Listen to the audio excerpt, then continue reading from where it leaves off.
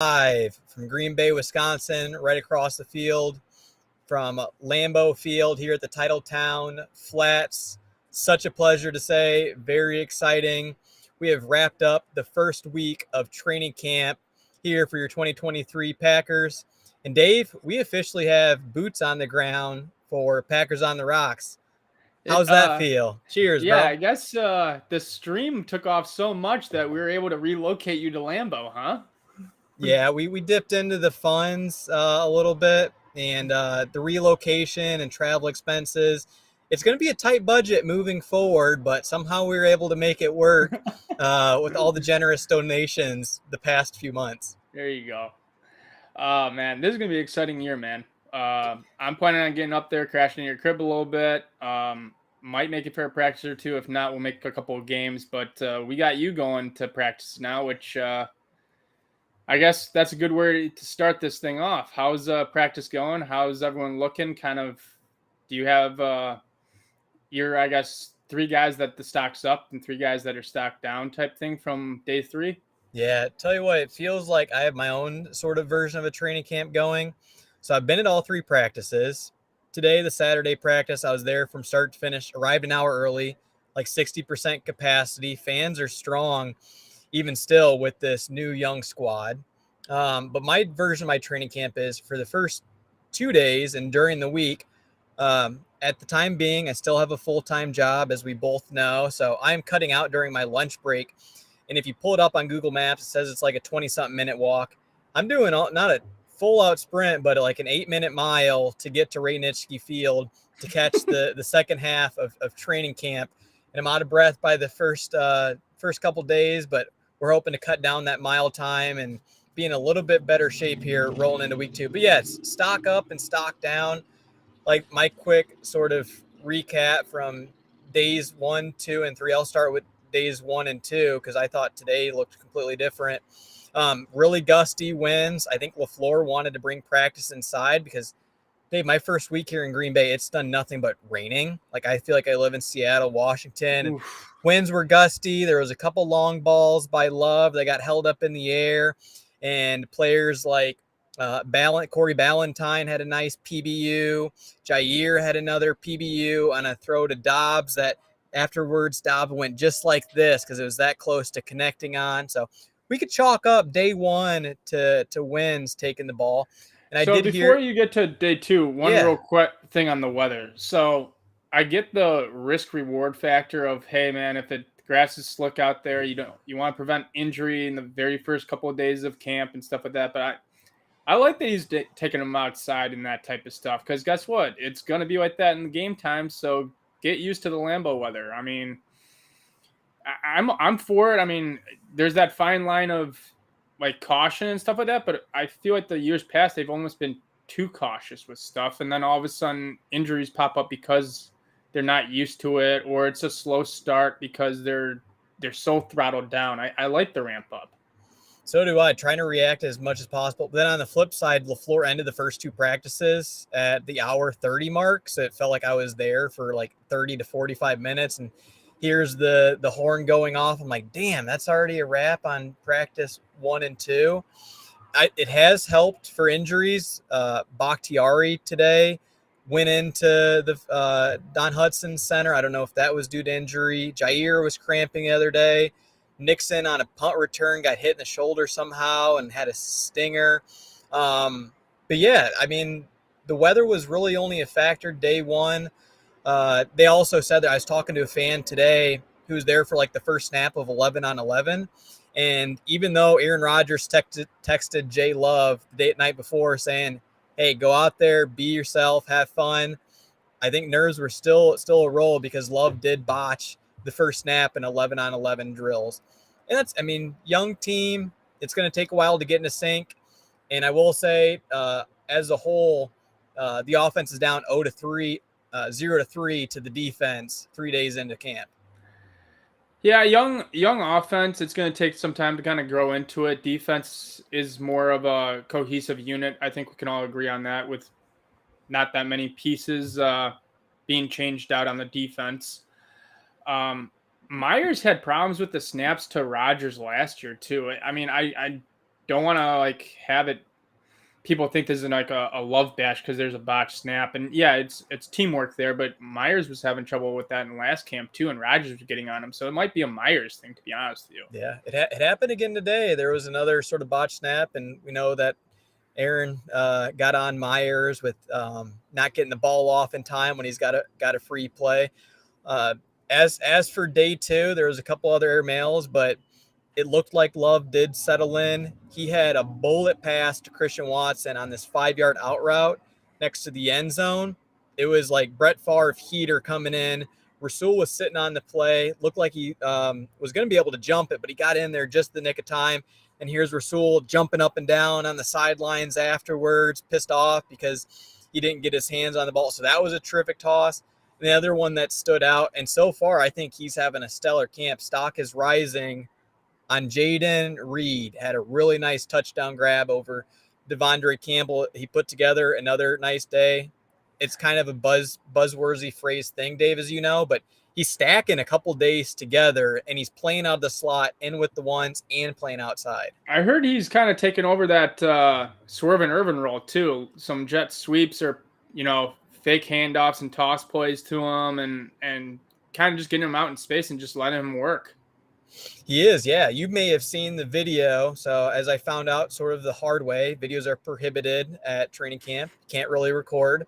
Appreciate the fans for giving me the heads up there. But yeah, there's a video out there of an end around by Jay Reed, and he's got good burst to him. He's looked really good on punt return. I know I made the prediction that he's going to take K9's job on punt return duties as long as he's sure-handed.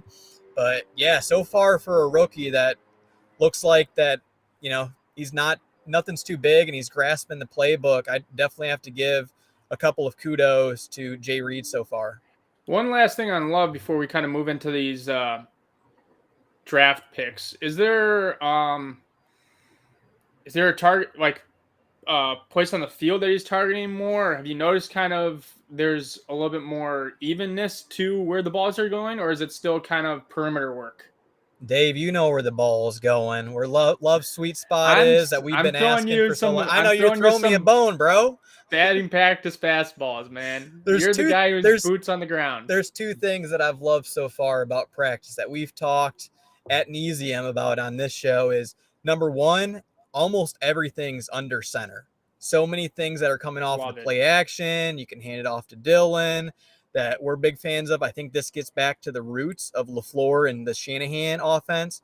I'm not sure if you heard, Dave, but during the offseason, LaFleur was looking at Shanahan and then McDaniel for the Dolphins and then even the Chiefs offense. So a lot of under center, which I know we're both big advocates of. And then number two is so many balls going to the middle of the field. Day 1, 2, and 3, Christian Watson had a number of catches over the middle. Jay Reed, your boy Torrey, went off today and looked really nice. But that middle of the field, we're attacking it. And it's not as much with the tight ends either. Luke Musgraves had a couple of passes go his way, but it's just more often than not, Love is going through his reads, and he's hitting that open spot and open space. I like it. Keep them on their toes. And I think the 12 or the 21, whatever you want to call it, that formation, not get too technical for guys out there, but, the 2 wide receivers, 2 tight end, 1 back sets, I think that just works better for us, in all honesty. I think that's just getting us the most playmakers on the offensive side of the ball on the field. I mean, you got then Dobbs and Watson on the outside. You got the 2 tight ends that you drafted early, and you got Jones in the backfield. And it gives just Love so many options, like you were mentioning. Keeps the defense on their toes because Jones is the dynamic guy on this offense. The offense is going to roll through those backs this year, whether it's deception with the play action or screen passes or just handing the ball off to them. Like, that's where the offense is going to flow through. This is a player I think to keep an eye on. This is my under the radar player, just from seeing things on social media, and I believe they have a really good relationship. Jay Love to Josiah DeGuara, and Josiah DeGuara starting to really settle into that H-back role, trying to get him to play as much as Kyle Yesenek. Correct me on the pronunciation if I'm off, Dave, from the 49ers, but I think that Josiah DeGuara could quietly have a big year. He's been in the backfield a ton so far, and somebody that I would expect Jay Love to have complete confidence in. That was one of my big surprises is kind of seeing the quote unquote starters on the offense, starters the defense on the 11-11 drills of Yep. DeGuara being that tight end one. Musgrave is in there, obviously, but when they go two tight ends, it's Musgrave and it's DeGuara, and Kraft is kind of, I guess, feeling his way in there, I guess you could say. He's been with the two so far. So that kind of rolls into the draft picks, unless there's things that I also want to get your perspective. Like boots on the ground, it's nice, but there's like I'm kind of like dialed in to like watching the offense, love as much as possible. I'm missing other things. There's probably tweets and things that you're picking up, but Kraft Cheese has been with the two so far. Yeah, I mean, he's kind of been the staple. It's not a draft pick, but the guy that I'm hearing who's having a good camp right now is Campbell. I'm hearing that he's looking good. Last year was kind of more of an injury year than we realized, and he's looking sharp. I know Jaden Reed kind of got in front of him, beat him on that one, but he had an interception today off a tip pass. He's kind of the commander of that defense, and he's been all over stuff. I heard Van Ness had a really good day today as well. Where he was in the backfield. He had a really good rep against Bakhtiari. The guy sitting next to me was like, I think the play should have been blown dead. There was a false start on offense, but it was a run play to the left towards box side. And Lucas Finesse did a phenomenal job of setting the edge against the top left tackle in the whole NFL. Yeah, I heard he basically blew up the DeGuara today in the background, just like stone cold, like WrestleMania style, just drove him back, and then they had to blow the play dead because he would have destroyed Love. Yep, there's a couple of them. I think that's why. The reason why the offense lost today, I thought they played better than defense because they didn't cash in the red zone in their 2-minute drill. And yeah, there was at least two plays that probably should have been blown dead or would have been sacks by whether it's Lucas Finesse or somebody from the interior defensive line. They got to him a couple times, but Love did a really good job of sitting back there confident and finding the open guy, be it Torrey or Christian Watson or Jay Reed. Those were his targets today. So you said you've been paying attention to offense. The one kind of position that I've been curious about, which I really haven't seen much on, and it's intriguing me, is what are you seeing from the safety position? Because that's a position that we all thought they were going to target. They're all going to do something major to overhaul it, and it was same old, and I'm kind of wondering who they're rolling out there.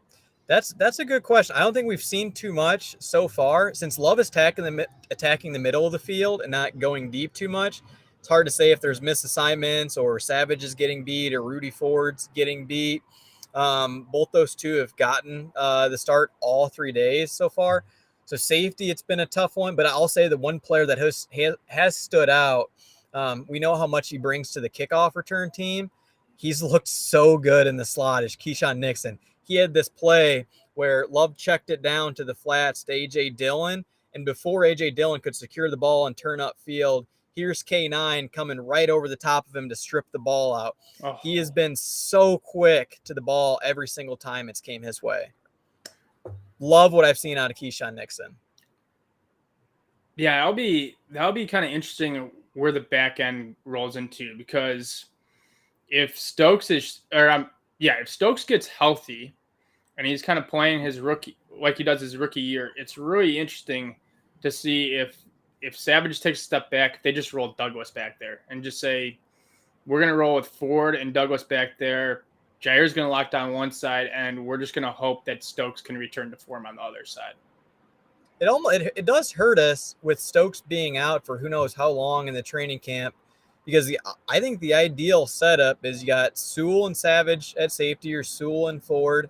You have Jair in the slot because of his shoulder. He's not likely to play it. And then you have Sewell and Stokes on the outside. I don't think there'll be any sort of reps like that, but it's like, Dave, who's the odd man out when Stokes is fully healthy? Like, does he go to the outside? Is he now is he your dime back? Yeah. Like, how do you roll with that? It's a good point. It's a good problem to have, because if you do have someone go down, you have that interchangeable dynamic where you're comfortable with whoever else fills that role. I will say Stokes has looked good running the width of the field in full-on sprints. I don't know if it's a 4.2 speed, but he looks pretty quick. My dark horse is Ballantine, the guy that they got out of Kentucky. I Bro, think he's balled I out think these he's first 3 gonna days. stay. He's here to stay, and I think I don't know what's gonna happen to Stokes because once you suffer an injury like that, who knows where your career is gonna go? But I mean, he's gonna be a part of it. I like what I've seen and read from him going into the draft, and then I have heard so much praise for him around camp. Oh yeah, and that's one luxury that that I have is Jair has taken a liking to Valentine. I see them two interacting a lot on the sidelines. Valentine brings confidence too. He was jawing after a play where he had a nice. It was kind of like a pass breakup, kind of an errant throw to Malik Heath. He's a player that we're keeping an eye on, number 18 on Mississippi State. He had a really nice play on him, and then he did his Jair jawing afterwards. But I've seen him and Jair practicing some things. Once practice wrapped up, and he's had some good reps against Watson and Dobbs. He could make out for a really nice dime back. So, kind of flipping it over to offense now on kind of later picks and flyers and stuff like that. Wicks, I heard, is also having a good camp. Before his concussion, yeah, he's now out for a week. That opens opportunities for others. I haven't seen all too much of him, or my eyes have gravitated towards number 13. I mean, he has the size and everything else, and he's gotten sort of some praise from LaFleur when they've asked about him. Have you noticed anything offensive, defensively from the twos that you see anyone popping that you could say, okay, this could be a role player if in a pinch like this could be a dude? Like, have you noticed anyone kind of? That's a tough part with boots on the ground. Like where I'm sitting, I'm directly across or directly in front of the ones, and then the twos are like on the complete opposite end of the field. Okay. So it's tough to get a true grasp of. I'd have to say from today, and they sort of share the same field, offense on one sideline, defense on the other. Sean Clifford looked really comfortable in the 2-minute drill. I could see him taking the backup role. Malik Heath, he's been in that sort of an Irvin type role, even though he's like 6'2" and a bigger wide receiver. He's looked good, and LaFleur's had a lot of positives to say about him. But I haven't been able to really hone in to see how players like Tucker Kraft has looked on the twos. Lucas Vaness has gotten reps with the twos as well. Tyler Goodson's another player that he's been repping more with the twos. And also, they'd notice on day 2 that he was getting in on that sort of an Irvin package and being that motion man where he's such a dynamic player. Get the ball in his hands any which way that you can. And the more that you can make him impact to get on that 53-man roster is nothing but good things for Goodson, who will definitely be taking a liking to on this show and somebody that we're pulling for hard to be RB3. I think. I mean, it's hard for me to say. You're the one who it's your time and stuff like that, but it'd be kind of cool for you to roll with the twos one of these days. I mean, I know it's hard showing up there to practice to be like, I don't need to watch Love and those guys where the attention naturally goes to, but I think it'd be kind of interesting to see if they're running the exact same plays, I mean, granted it's the playbook, but it'd be interesting to see if kind of they're running the exact same stuff as the offense does on ones and twos, or kind of who's shown out that could possibly slide up to get 1 reps, or kind of what's going on with that. Yeah, I did see Bo Melton catch a touchdown towards the end of the practice with the twos. That's one of the only things I caught. That was one thing that I was going to, like, whether texting or calling, I was going to ask you, like, Dave, like some days should I go to like the front half of practice and see one-on-ones? Other days come to the back half of practice since I only get an hour. And yeah, next week, I'll take that recommendation and I'll sit on the 2 side and watch. I sit on the 2 side, and that's where the ones will be at that point. Just make, I'm sure you're smart enough. You could figure out just look for the, the red 10 and then go to the opposite side. That is, these stands have been packed though. Like you got to find your spot. Otherwise, like if you're getting up halfway through practice, you got to go on the outside. You got to wait a couple minutes, but I have an idea of where the twos are playing at on what side of the field. And yet, whether it's Monday or Tuesday next week when the real training camp starts and the pads come on and they're thumping, I'll be checking out the twos to see who's looking like a real deal and who could kind of make their way from the twos to the ones as we see that happen throughout camp. Is it hard to get a read on what's going on with the trenches of where you are, or Can you kind of see Yeah, who's taking? without pads on, it's tough to say like who's getting good penetration. I mean, that's one thing, as you know, coming Can into you at least camp, know like who's taking the snaps though? our defensive line, and how thin we are at the position, and where's the run stuffers. Yeah, D line starting has been, I'm sure you could call it, Clark Wyatt and TJ Slayton so far. Yeah, And I would it's like, expect that. who do we really have behind that? And that's where, when I watch the twos, I can see who's sort of being that number 90 from last year. I'm trying to think of what his name is. White boy out of Prophetstown, Illinois. That Lowry? looked really good in camp. Oh No, no no no no no no. I'll figure it out We'll here in a figure it. second. Oh, It'll come to me. you're talking about trash can full of dirt? Nope, not Lancaster either. No, that's not Lancaster. Trash can full of dirt isn't Lancaster. That was Yeah, that is kind of like him though. but That's getting sidetracked. we're sidetracked. All right, back to it. Draft picks though. What I mean, in terms of offensive line, are you kind of happy with who they've been rolling out with the ones? Yeah, it's one of the interesting things. And it was brought up to LaFleur 2 days ago during the pre-practice presser. Is Bakhtiari? He's only going to take so many snaps in training camp. I'm fine with him not even playing in training camp, because we'll say, and we'll find out here shortly, Dave. Bakhtiari did leave practice halfway through, and I saw him go into the Don Hudson Center. But since he's only taken so many snaps, someone's got to play left tackle. They're putting Nyman in there a lot. So he's not getting a ton of reps at right tackle to really be able to see a true apples to apples comparison. Who should win the job? I'd almost say, like, I would gamble is to say that it's Tom's job to lose. Yeah, he really has to mess up and miss some blocks in preseason games for Nyman to overtake him. My guess is it's going to be Bach, Jenkins, Meyer, JRJ, Tom. Yep. That's what they've been rolling out with so far. And Nyman is just going to be Bach's true backup, where your swing tackle. Yeah, he'll probably end up getting a couple starts at some position throughout, or Tom will, or Elton, who can play any position. And I will say, today it looked as though I got a much better look during position drills. Tom has put on some weight. Bakhtiari mentioned it yesterday in his interviews. He's not missing his meals. Yeah, it doesn't look like he's playing hybrid anymore. There you go. Do you have any other notes that you want to get to? I mean, it's your show, man. I mean, you're there, you're seeing it live, you're seeing it in the flesh. So you got anything good for us? I just like the progression so far out of Love. I mean, from days 1, 2 to 3, you've seen him get more comfortable. He has his players and his plays that he's going to gravitate towards, like your Dobbs slant.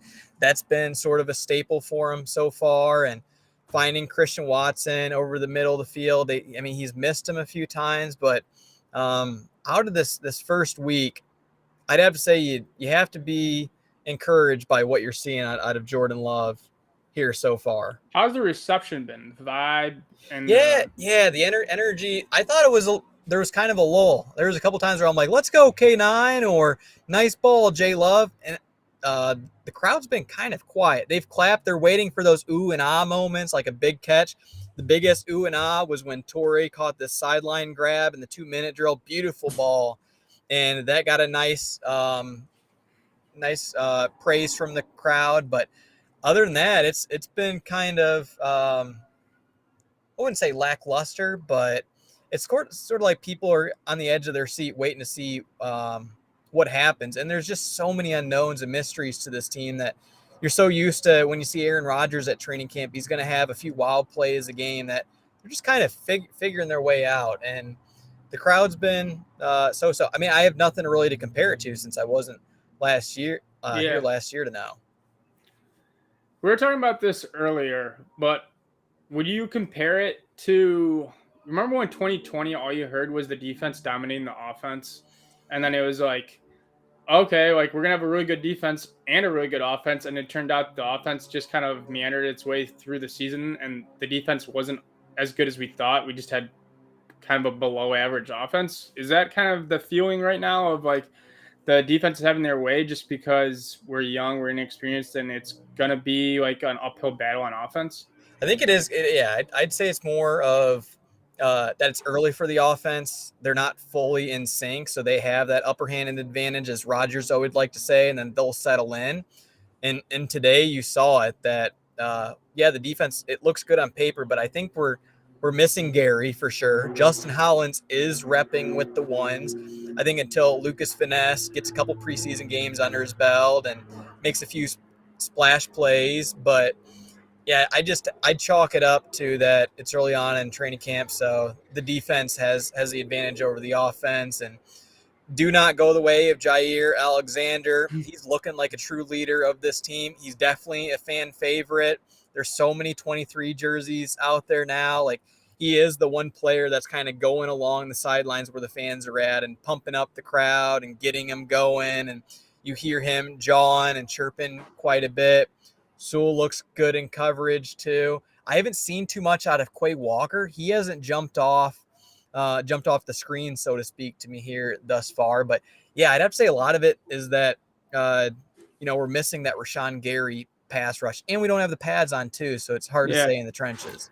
I just don't see there's any way that Van Ness doesn't start like week 1. Like, he has to be on the field like starting week 1. He's your premier pick in the draft.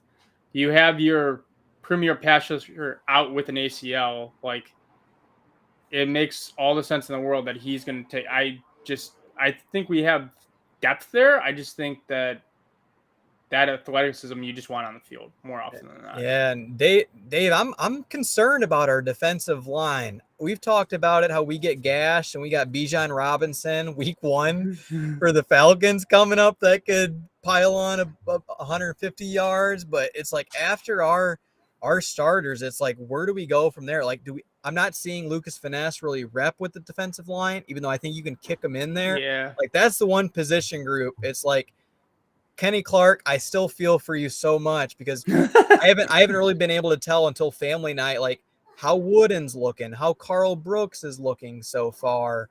They have said that Wyatt's done a good job of getting in the backfield, but there's one position group to really keep an eye on. It's that defensive front.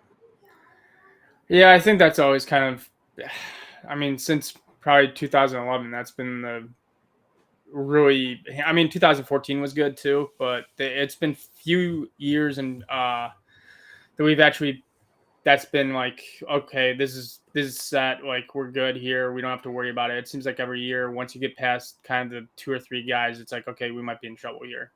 Dave, who's your camp darling? We have them every single year. I always think of like your touchdown Jesus, your TBLS. I know there's Vic Soto is another one who had a stellar training camp. I mean, it depends on what you're going with. Williams. Are you going offense or defense, or one for both? Could go one for both, and it could even be like a later round draft pick too. I think I have an idea of where you're going draft pick wise, but like, who's the camp darling? It's somebody you don't know much heading into camp. The lights come on, and this guy he makes at least a couple of plays. The easy one to say, I don't think he's going anywhere. The easy one for me to say on offense is Torrey. I mean, Torrey was it last year, and I don't think he was in danger of getting cut. And I think Torrey takes on a bigger role. I think it's a guy that you're going to be like, how does this guy get open so much? And you're going to see him in the preseason. You're going to see him in regular season, and you're going to hear his name during camp. I like Torrey so much. There's just a quietness about him. And there's just a sneaky subtleness of, he just finds a way to be like, okay, this guy's 15 yards open. That's just unheard of. Dave, like, I wish you could have been there today to see it. It was Torrey's day. Good for him, man. I mean, he showed out in Buffalo, and I wanted him to get more reps. And for whatever reason, it just takes Green Bay brass a long time to figure stuff out. Like, fans could see it a mile away of kind of guys that makes sense to just put on the field more, and Green Bay is hesitant to do it. And maybe with Rodgers gone and Love in, you kind of finally see it be more of in the coach's hand versus who Rodgers trusts. And this is a really good problem to have, that I think it's a potential camp battle shaking out, is you have Jay Reed Bird, who's had a really good start to camp in 3 days, making plays on punt return, catching passes over the middle. And you also have Torrey. Both those two are jockeying for that WR3 spot. I think that's one that to keep an eye on. And I think Love has a lot of chemistry with Torrey so I think far so too. Good. The one thing I like that pick. I like that pick. The one thing you're I'm not going to I'm gonna eat crow on it. I know. The one thing you're not going to see in this offense moving forward, though, is 4 wide. It's going to be almost a dinosaur of going 4 wide. So that's going to be the specific packages of who they value more of, Reed and Torrey. But Torrey's going to be a sneaky number 4.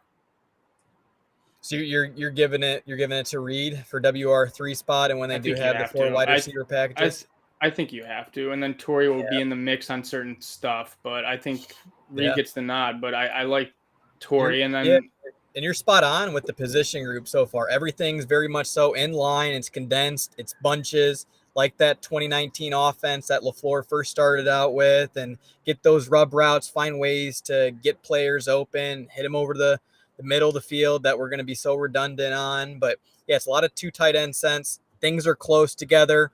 Let's torch and get rid of that 5 wide empty backfield when teams are going to send a 0 blitz to Love.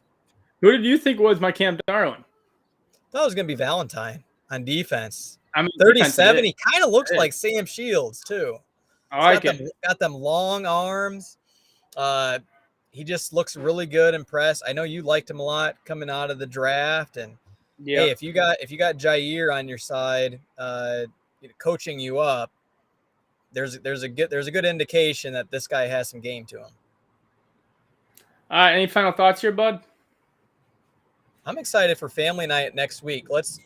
The things that have sort of been a surprise 1 week so far in Green Bay has been the accents. You hear Charlie Barron's, your cameo that you got with him. I'm like, well, that kind of seems exaggerated, and he's being a character. Oh no, that is really the Wisconsin accent that when I meet some of the locals, like, yeah, it's coming on full force. And I wonder how long it's going to take before you call me out, Dave, and you're like, Jordan, you're Wisconsin accent. It's here for good. So that and the weather, it's been rainy here almost every single day. Besides today's, I think the best so far. Clear skies, 80 degrees out, and I've also had the pleasure of running into two people on the Packers. Number one, Greg Williams, who coaches the DBs. It's his first year in Green Bay.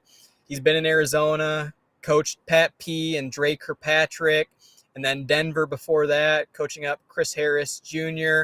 Seems like a real cool dude. Bumped into him a couple times, asked him to run the 40-yard dash at the Titletown district that they have there. He said he would pull a hammy, but I saw him out there jogging around. So met him, and the second player that I've ran into has been Tyler Goodson. That he's mentioned that he'd be open to coming on the show. He's all for it. We just gotta find a time to get him on. We know these are the dog days of training camp, and these players are busy. Like when I saw him and Aaron Jones leave the stadium at like 7 p.m. when I was only around there for 20 minutes, and they're leaving at that point. But yeah, ran into Tyler Goodson. He's somebody that I know I'm going to be pulling really hard for that running back 3 position. See if he get that swerve and Irvin role. And I think he's somebody where he might not be able to showcase all of his abilities during a training camp practice, but you get him in a preseason game, or you get him in family night when it's true live action, and then he shows that burst and that signature spin move that we saw last year in the preseason games. You made a good point on that. There's going to be so much. There's going to be a difference in talent when the pads come on and when they're against a different opponent in preseason versus in shorts at Nishiki Field. So, yeah, it's going to be kind of that's when the roster spots. Everyone says kind of roster spots are won in camp, but in my mind is like you get a real feel for how they play in preseason. Yeah. 110%. Well, man, you might be able to get that accent if we're still doing this in 10, 15 years, and it means something went right, and you're kind of still living out there. And then picking up whatever the Wisconsin wardrobe is, and everything else that comes along with it. And I maybe actually grow a full beard like you have. That's why I keep it so close, kind of like a LaFleur type facial hair, because I can't get the full beard rocking yet. But yeah, could look back in 15 years, and here's the Wisconsin boy to stay. Yeah, I got this for the harsh winters of Chicago, so I'd fit right in up there. You got kind of that Boise pretty boy look still. I do, yeah. You got it. Maybe a little bit better shape than some of the folks I've seen out here so far. Man, My goal is this, Dave. I'll say this for that 40-yard dash thing. If you've seen it by the Titletown district, I ran a 5.5 the other day in barefoot, no cleats. Cleats, I think you can shave 2/10 off. Okay. My goal is by the end of the summer to run under a 5. So beginning of September. So I got to get another couple reps in. I'll see if Greg Williams will join me at some point if LaFleur doesn't have him watching his desk too much. I got that dad bod beer and cheese curd bod rocking. So I don't know. I think Bakhtiari might be able to beat me in a 40-yard dash right now. But hey, we bring those boys out to the links, and that's a different story. Well, I don't know. I don't know about Bakhtiari's game, but I don't know. That would be Dave, something. I think you could all. Yeah, I'm trying to think of who are Packer players that are big into golf now. Mason Crosby, but he's not there right now. Oh, that's one other thing, Dave. I have to mention Carlson. I wanted to get on that. Anders Carlson. We almost forgot one of the biggest, parts of teams and in with the new era. Dave, Anders Carlson was 1 for 6 from around 50 yards today, pushing things wide left. There was some oohs and going on in the crowd, and when he finally hit one, there was kind of some angst and some cheers. But he's somebody that I'm glad to see. Mason Crosby's still staying active. He's practicing. He's putting stuff up on Instagram. Mason Crosby, stay ready. Please, I know you're a phone call away, but keep that leg going, because 1 for 6, I was kind of going, Do they have camp? Do they have another camp leg in there? That's it right now. That's it.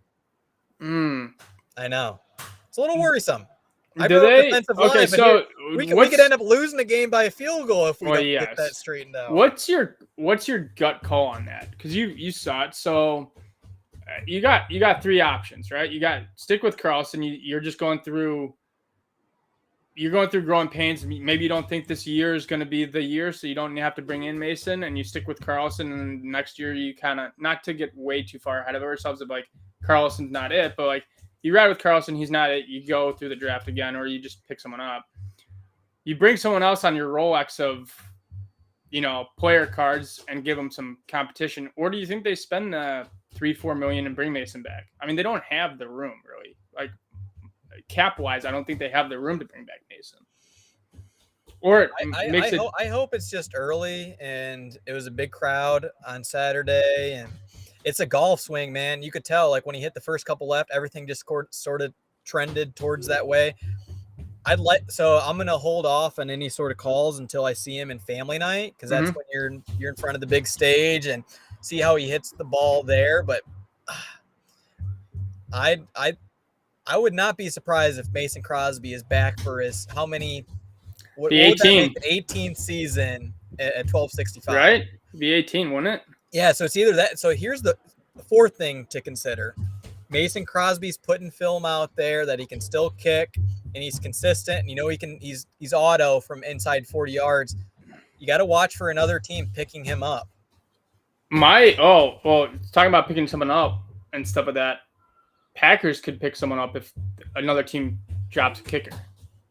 Yeah, if they could be looking at. We at least need to get him some competition. I think so. I think you need some camp battle, because Pat O'Donnell has camp competition too. I heard the guy underneath him was bombing something. Oh, he was booing the ball. We completely forgot about the teams, teams, kickers, and punters outside of punt return and kick. We bring you everything here eventually on Packers on the Rocks. Dude, Daniel Whelan, I think of his name.